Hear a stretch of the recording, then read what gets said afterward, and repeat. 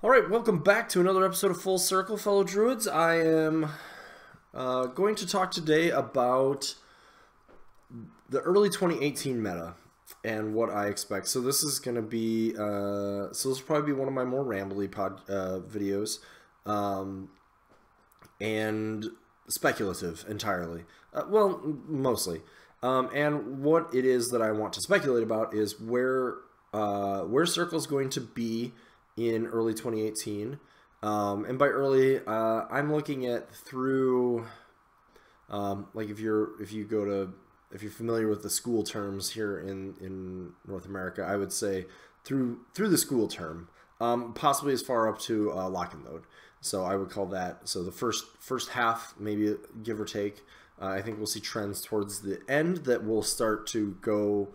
I think we'll start to see trends happening before then that will inform kind of where the rest of the year will end up. But I'm really talking about trends that we're going to see amp up from here, and then probably start to see answered toward as summer approaches. So, really a lot of this is just going to be intuition for me on what I saw as the, in previous years, how things have happened, how the one important thing is perception is huge in this game, huge, right? So, I think a lot of people really react to that perception. They really change what they're doing on that perception.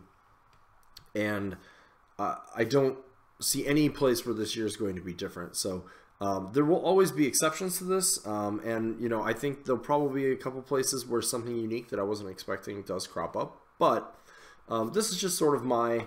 what I see going forward, and we'll talk a little bit about what Circle needs to do to take care of that. So first, as far as factions, I think that we are going to continue to see a rise of people playing Grimkin. I think that Crix is going to maintain their steady dominance, I guess, in the metagame. Crix is expecting any day now. We're expecting a big CID update for them from all the changes that they have. Their new releases are mostly slated in the March timeframe, but I do expect that we're to the point now where any day that could drop. I don't know when it will, but any day it could. And along with that, it is going to shift what is being played in Crix. I think with the release of the Statixis theme and the changes to it, as well as the changes to a few other things, some of the releases coming out, I think that we're going to see, there will probably still be a little bit of Ghost Fleet from them, but I expect that to start to taper off. And I expect to start seeing Slaughter Fleet Raiders and Scourge of the Broken Coast, which is a Statixis theme. I expect those, you're going to start seeing more of that sort of thing. They're able to do a lot of the advantages that Ghost Fleet had, they're also able to have while being a higher quality overall model, especially with the changes that the Ghost Pirates are, the Revenant crew of the Atramantis is looking to receive. And the thing about that change is, my personal perception on it is that Denegra, Ghost Fleet, and a few of the other Ghost Fleet variants are actually still going to be in a perfectly fine place. And I think that we will stop seeing them.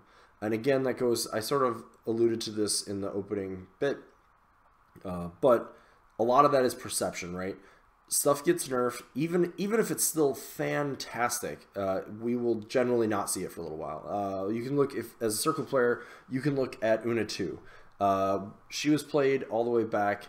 She was nerfed around February of last year from her War Machine Weekend release. I think it was actually technically before she ever hit her official release time frame, or very close to it. And we didn't see her. We didn't see her for months. There were exceptions, but we basically did not see much in the way of Una 2 for months after that. And it turns out she's still pretty good. I don't think, if you watch my show or you follow what I play, she's one of my pairs for competitive tournaments right now.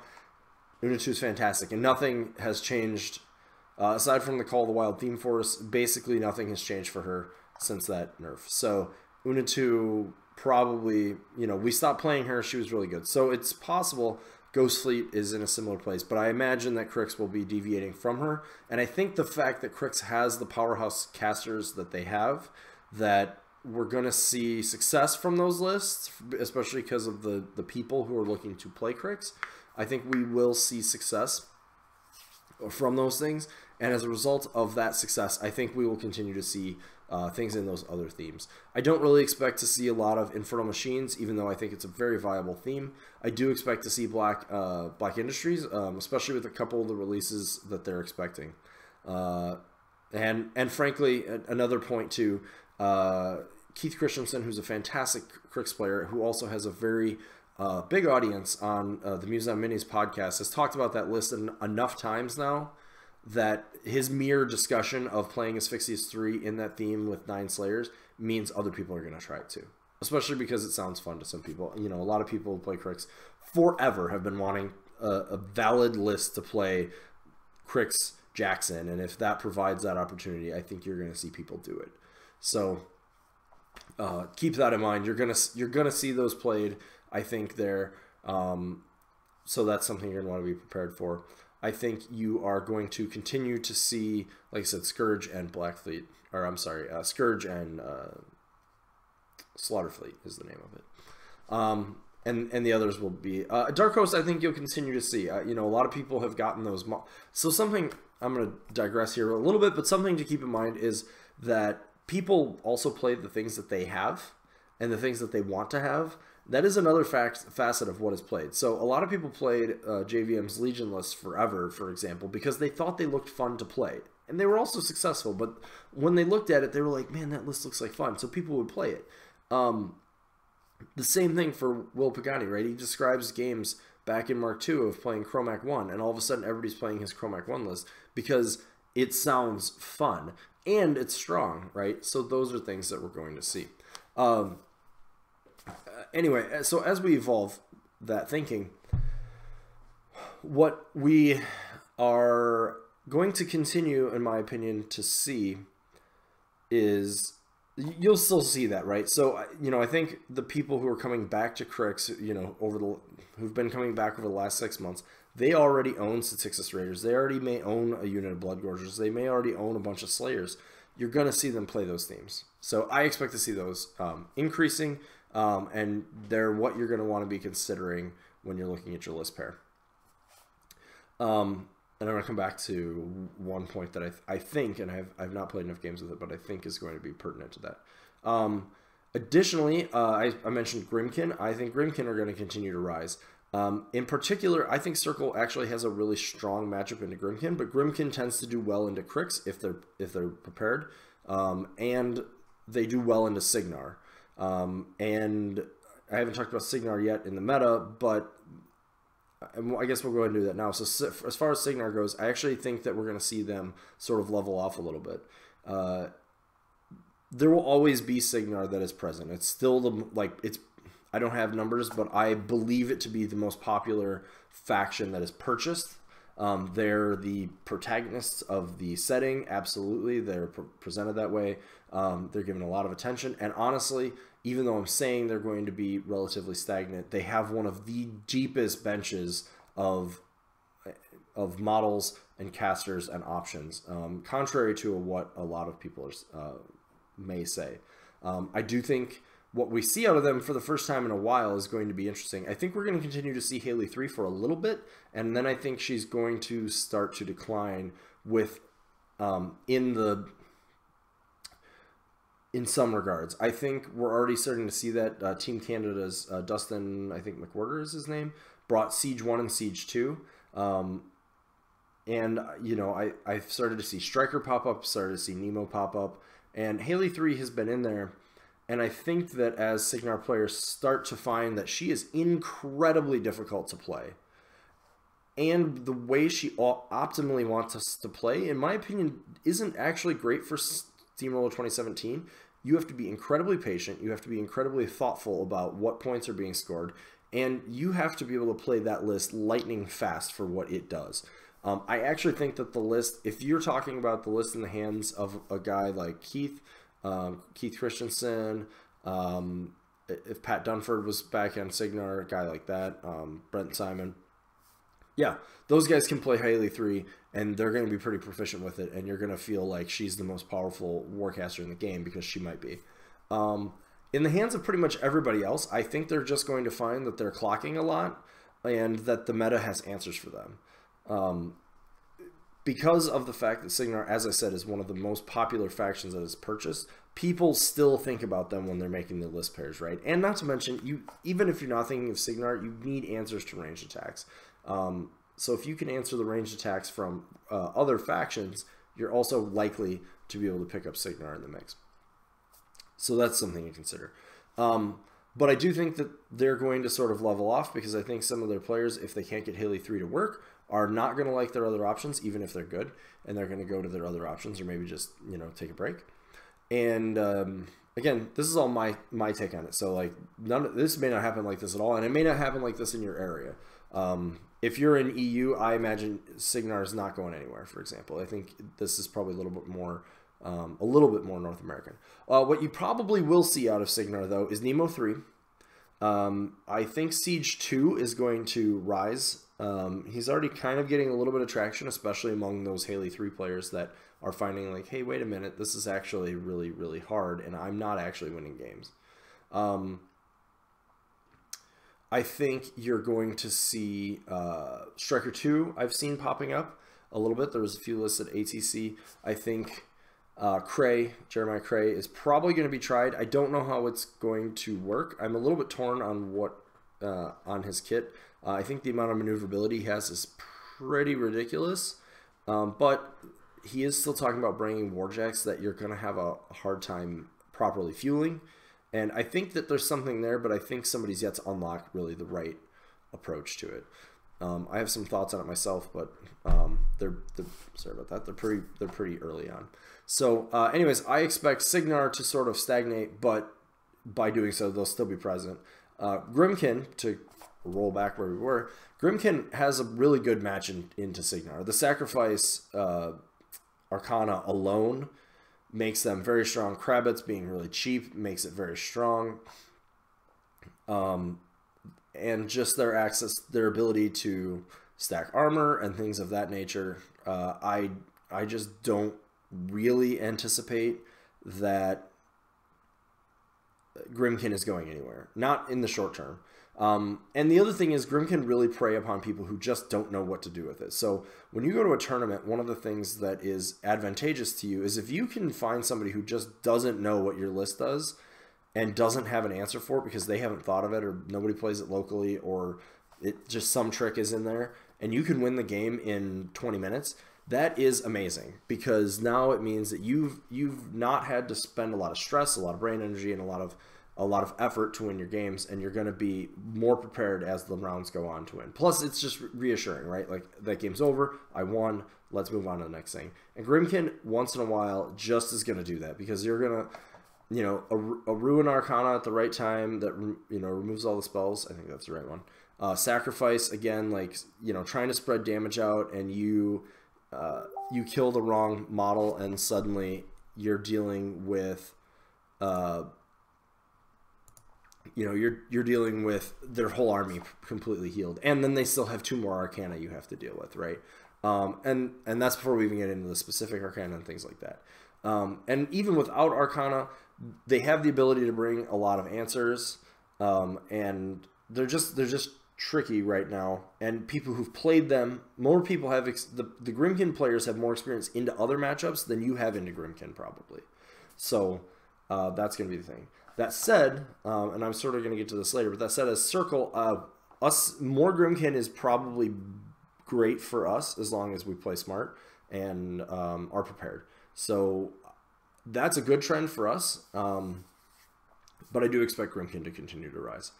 Furthermore, the one like amazing thing that I see is I believe Scorn is going to continue to rise. Now, back when I talked about Crix and Signar, those factions have always had a lot of people who play them. And Scorn has never had a lot of people who play them. They've had a lot of people who've tried and sold them and blah, blah, blah, blah. And like, there's been just a mountain of salt in that desert for most of the game, my recollection of the game. Not to say that Scorn didn't have its place, that it wasn't good. Fist of Halak and Mark II got a lot of attention. Malik Karn early on got attention. But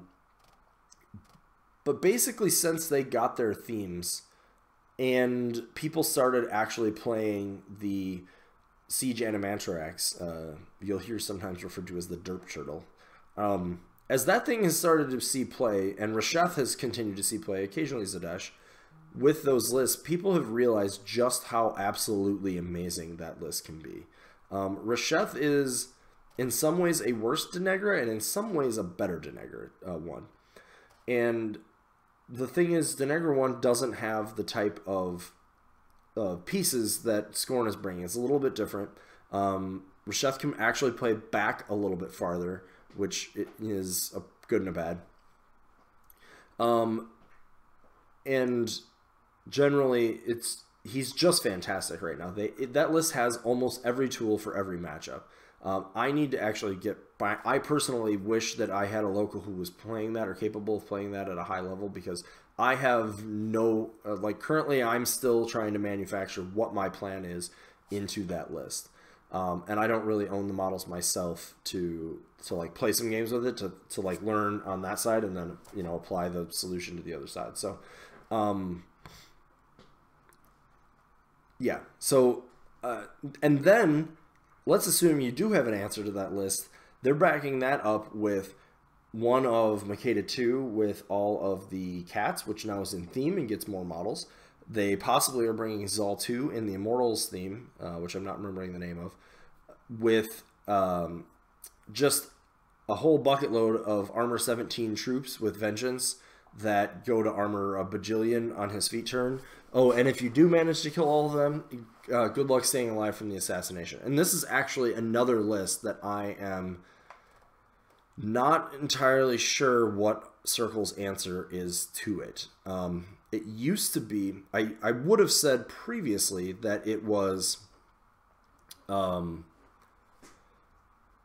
pretty much put Druids of Orboros in your list and you're good, but the Druids of Orboros have changed significantly, and his access to the Mage Sight spell is pretty important. So again, having not played it on the table, I'm left looking at theory, and in theory I'm worried about how we play into that list, just because he's a Fury 8, I think he's a Fury 8 caster with the ability to get +1 to his spells from Hakar, and then he could have just a bucket load of Fury to throw spells at you. So if, you know, I think there's some casters who can tank that, but they're not the ones being played by us right now, and it's still a lot of spells. So, you know, most of the things being played by us right now are in that like 15, you know, defense, armor, and hitboxes range, like Kruger 2 and Una 2, Balder 2. Hopefully nobody who plays factions other than Circle is watching this, but here's the thing with Balder 2. He's actually the weakest part of that list usually. So if you're playing that, keep that in mind as well. Anyway, there are certainly things that I think that we can do. I think there's counterplay even in our current lists, and I haven't even started talking about they have plenty of other casters that have a lot of strengths as well. I have not started to talk about like what those things are and what they can do, but Scorn has probably the deepest bench they've ever had right now of options. They're very strong, and if you find somebody who is a skilled Scorn player, you, I think, are going to be in for some surprises. I expect to see Scorn continue to rise because, frankly, I still don't think, at least in North America, maybe in the rest of the world, I don't think anybody is currently preparing lists to answer them, right? Nobody when they're making their pairs going like, I got to deal with Scorn, and then Scorn is showing up on the table, and if it's a good Scorn player, they're getting wrecked. That takes me to the next faction that I expect to continue to rise, and that's Trollbloods. Trollbloods just got their Northkin stuff will be finally released at the end of this month, with the exception of the Hooch Hauler, which I think will be out sometime next month. And they now have a bunch of Warlocks in positions that they didn't before. So Madrak 1, people are finally getting away from I need to run like every champ model I can find and are building good lists with him. The list from Muse on Minis is fantastic. I think the list Tim Banky played at HEC is fantastic, and I think you're going to find there's a handful of lists that Madrock 1 can play with. Borka 2, I think, is the sleeper hit out of those CID changes because he is just a beast himself. The countercharge, his feet, everything about him, I think, is going to deliver a lot of pain from trolls into your face way harder than you want, way sooner than you want, and he's one of those casters that's very difficult to kill. And then finally, out of that CID, they got Cole Grima, who, in my opinion, is flat out amazing. I think if somebody plays enough games with Cole Grima and knows what to do, assuming there isn't a lot of spell hate, she is going to rock you. It's going to be awkward. I think a good Cole Grima player is probably starting to rank up there in the reins of a good Kruger 2 player, a good Ron player, a good there's a few others, Stexus player, Dreamer, things like that. I think I'm not positive, but I think knowing exactly what to do with her and when to do it is going to make her significantly better in the hands of an expert. And most people are already seeing her strength. She plays very different from most of Trolls. In fact, I've made the joke because I do collect some factions that are not Circle, and I am going to try to start getting some local games with them here and there just to get some experience with non-Circle things, mostly to apply them back to my tournament games, since some stuff is hard for me to learn at the level that I want to see it at from what my local game store is necessarily doing. So I plan to play some Cole Grima, and frankly, I've joked, like, Cole Grima is a Circle Warlock. If you read what she does, like, she's a Circle Warlock. A lot of what she does is very, very much what you'd expect out of, like, a traditional Circle Warlock. She has a lot of similarities to someone like Kruger 2 or a few others, right? She can do a Cloud Wall. She's got offensive spells she's throwing out there. She's not really buffing the ability to do damage. But in Trolls, she doesn't need to, right? Like, she is phenomenal. So you're going to see more of her. And then, actually, there's a bunch of other casters in Trolls that are just great. Kalandra's still great. Both Grims, I think, are well-positioned. I think you could see some of the Doom Shapers, but so far, I don't really expect it. I think the other ones are going to keep people's interest for now. Doom Shaper 3 would show up a little bit, but I personally don't like Doom Shaper 3. I don't think he has the table presence. If you see a lot of Doom Shaper 3 in your area, bring more Bloodweavers and just make his feet irrelevant and win the game. And then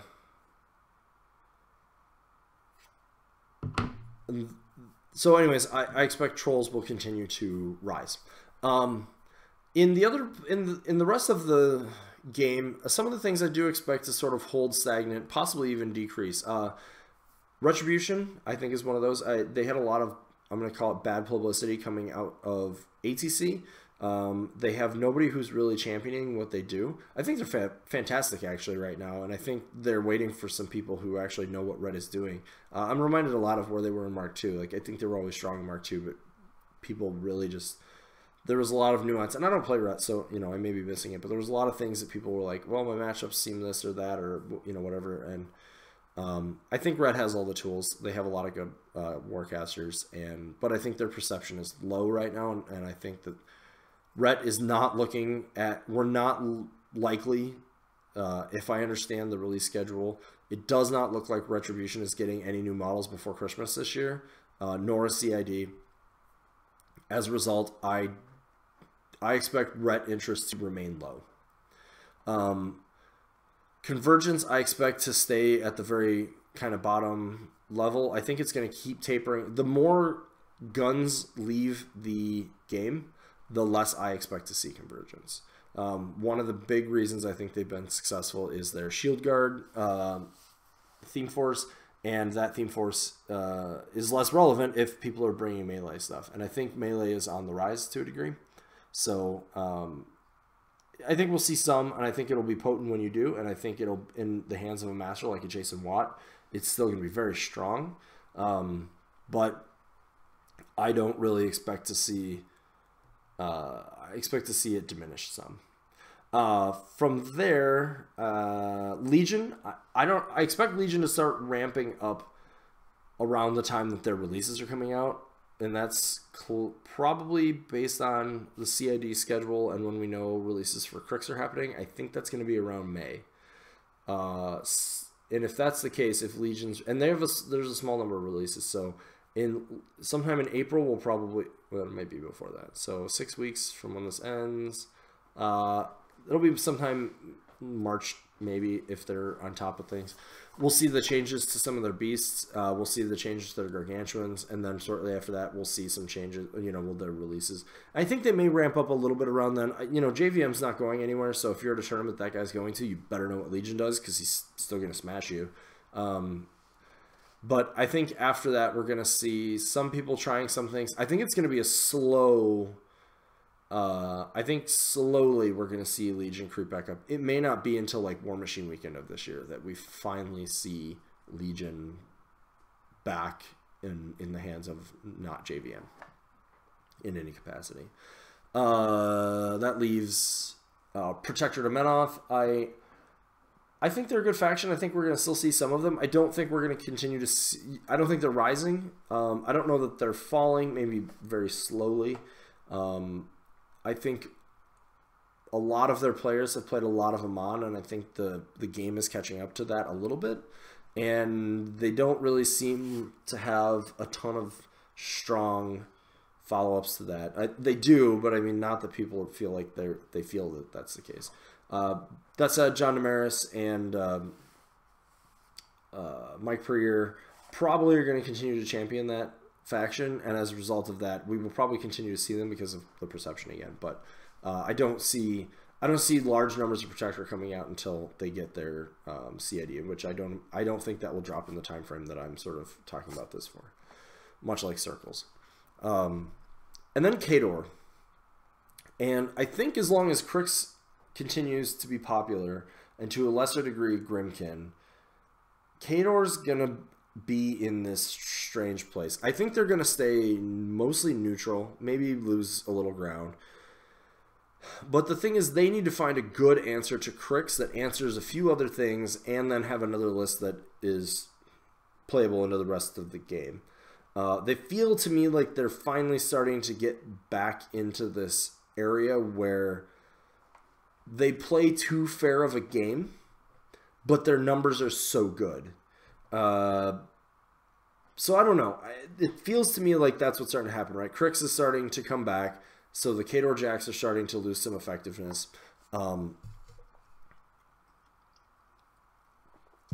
things of that nature. So I think Khador will stay middle because, again, much like Signar, it's a very popular faction. And I think, locally, it depends where you live. I think you will continue to see Khador. I don't know that I see a lot of people flocking to Khador, at least until their Man-O-War theme comes out. Which, again, those new releases are probably around the June timeframe. And with that being the case, I would not look to see really a lot of change until almost lock and load from them. So what you're seeing from Khador now, I just don't see a lot of change. Some of those other themes I think you're going to start to see explored because the people who play the faction are going to need to find an answer to Crix. But I don't know. I don't necessarily know what that's going to look like. And frankly, so for Circle, the less of those Harkovich Karchev lists that are out there, probably the better for us. We can find answers to Ironfang Pikeman. We can find answers to Winterguard. We can find answers to a lot of the other things that they're doing. But very problematic is all the Warjacks, because we sort of need a list that knows exactly what it's doing into that list, or we're gonna have a rough time. Not gonna really talk about the mirror match. I don't expect Circle really to climb for a little while still. The Wold changes have certainly reinvigorated us, but I don't really see huge changes until we get a CID either. And that leaves Minions. I do think we're going to see Minions. Barnabas is flat out amazing. Jaga Jaga is amazing. Maylock is probably the closest thing to the Miserable Meat Mountain of Mark II, but worse because he can play even more Gatorman. Rask is still great. The Dracodile I saw in action at ATC, and that thing is scary good. And Barnabas, too, is pretty much unkillable. So I don't expect to see much from the pig side of things, but I think you'll see minions. As far as mercs go, probably hold steady, but watch out for Magnus, too. He seems to be on the rise. You may see some Ashland in the Lelius theme, because I think that opens up a lot of building options with them, with the 2 units they can bring in. And then, you know, you'll see, but mercs aren't really seeing big release until late in the year, if I had to guess. So, plan accordingly. As Circle, the way to prepare for that is you're gonna need to find. You're gonna need to make sure you can play into Crix. You're gonna need to make sure you know what Grimkin does.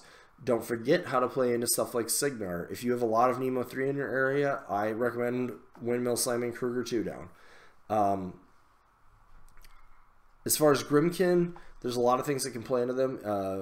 I think I did a podcast talking about them, or sorry, video talking about them. So take a look at that. Crix, I'm planning to do a video later on after their CID finally drops to sort of talk about what I see. It might be even longer depending on when I get time to practice it. Like I said, Scorn is going to be on the rise, so if you can play into some of that, please do. If you've found some things that definitely don't work or definitely do work, maybe post them in the Discord or in the group, or even attach them as notes to this video. I'd love to hear your thoughts on that matchup. Anyways, so that's kind of my look at the meta. You know, we'll be talking more and more about this, just, you know, ancillarily even through all of our discussions. So this is already a little bit longer than my typical episode, so we're going to go ahead and start wrapping it up. As always, I want to thank you for watching. If you like what you see, subscribe, hit the bell on YouTube to subscribe to my channel. Check us out. There's links in the show notes for Discord and the Facebook group. Feel free to jump on there, start a conversation. Really, anything that we want to, we will discuss, especially, you know, circle related for the most part, but you know, jump in there. We'll talk about some things. And as always, thanks for watching.